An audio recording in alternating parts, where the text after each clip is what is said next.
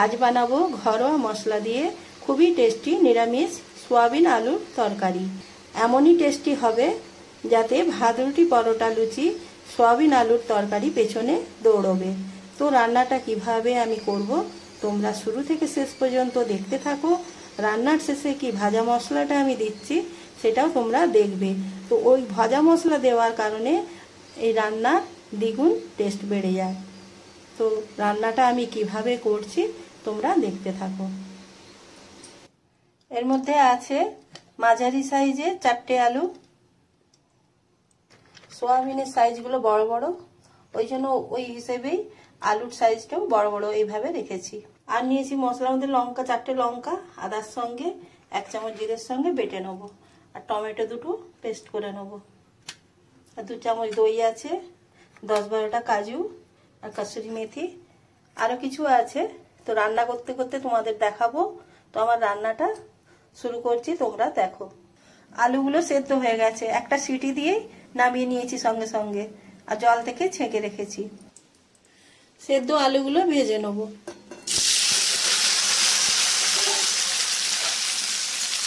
সেদ্ধর সময় নুন দিয়েছিলাম আলুতে, ওই জন্য একটুখানি হলুদ দিলাম।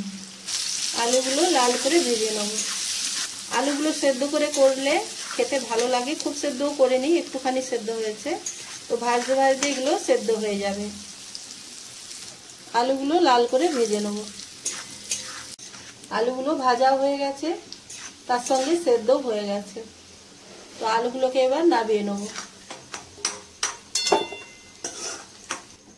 ওই তেলের মধ্যেই সোয়াবিনগুলো ভেজে নেব। একটুখানি হলুদ আর নুন দিয়ে সেদ্ধ করেছিলাম, একটুখানি লঙ্কা গুঁড়ো দিয়ে দেবো। একটু ভেজে নেব, তাহলে সোয়াবিনের টেস্টটা আরো বেড়ে যাবে। সোয়াবিনগুলো সেদ্ধ হয়ে যাওয়ার পর ঠান্ডা করে ভালো করে নিকড়ে নিয়েছিলাম জলটা। তবুও যদি জল থাকে তার জন্য একটু ভালো করে ভেজে নিচ্ছি, ভেতরে যা জল থাকবে শুকিয়ে যাবে। একটু ভাজা ভাজা করে নেব। ভাজা ভাজা হয়ে গেছে, এবার নামিয়ে নেব।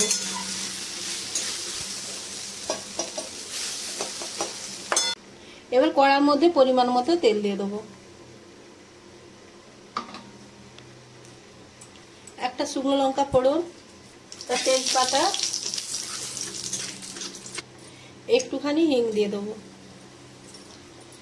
এবার আদা, জিরে আর শুকনো লঙ্কা বেটে রেখেছিলাম, একবারে মিহি নয়, দরদরা করে, তো দিয়ে দিচ্ছি।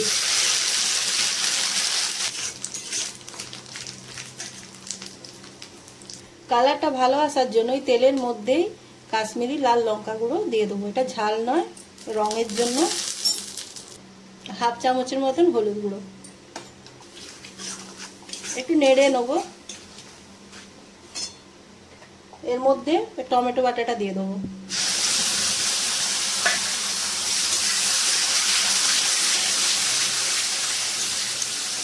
টমেটো বাটাটা ভালো করে কষিয়ে নেব, যতক্ষণ না তেল ছাড়ছে ততক্ষণ কষিয়ে নেব। টমেটোটা কষা হয়ে গেছে, এবার এর মধ্যে কাজু বাটাটা দিয়ে দেবো।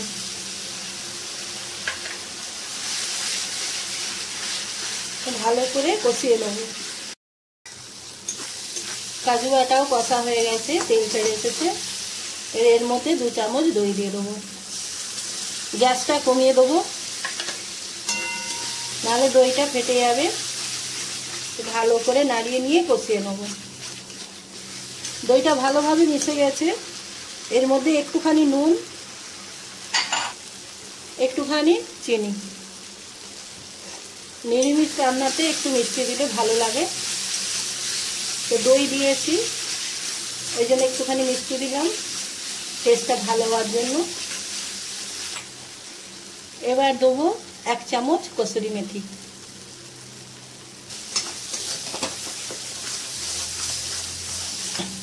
এটাও ভালো করে কষিয়ে নেব।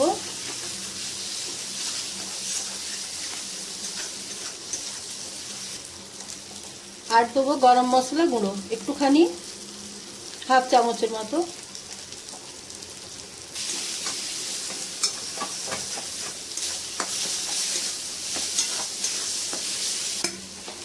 একটুখানি নাড়িয়ে এবার আলু ভাজাগুলো দিয়ে দেবো আর সয়াবিনগুলো দিয়ে দেবো, ভালো করে কষিয়ে নেব। ভালো করে কষিয়ে নিয়েছি, এবার আলু সেদ্ধর যে জলটা ওটা দিয়ে দেবো। এইরকম মাখা মাখাই করব। কেউ যদি তোমরা একটু ঝোল খেতে চাও তাহলে আর একটু জল দিতে পারো। এটা ফুটতে দেবো 3 মিনিট। গ্যাসটা কমিয়ে 3 মিনিটের জন্য ঢাকা দিয়ে ফুটতে দেবো। 3 মিনিট হয়ে গেছে, ঢাকাটা খুলে নিলাম। এই ভাজা মশলাটার মধ্যে দেবো 1/2 চামচ পোস্ত, তার থেকেও কম জিরে, আর একটুখানি দালচিনি, আর 4-5টা লবঙ্গ, 3টে এলাচ, আর 7-8টা গোলমরিচ। এটাকে একটু ভেজে নেবো শুকনো খোলাতে, দিয়ে গুঁড়িয়ে নেবো। এবার এর মধ্যে ভাজা মশলাটা দেবো।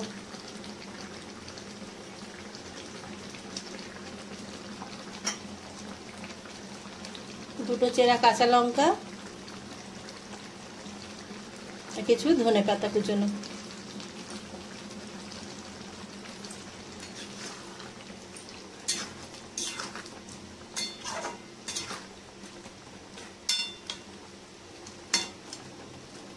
ভালো করে মিশিয়ে নিলাম, গ্যাসটা বন্ধ করে দিলাম, ঢাকা দিয়ে রাখছি। 2 মিনিট পর আসছি আবার।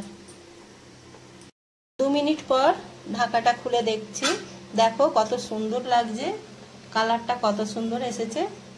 তো বন্ধুরা, যদি আমার এই রান্নাটা তোমাদের ভালো লেগে থাকে কমেন্ট করে জানাবে, আর লাইক শেয়ার করবে, নতুন বন্ধু হলে সাবস্ক্রাইব করে আমার পাশে থাকবে। তো আজকের মতো আসছি।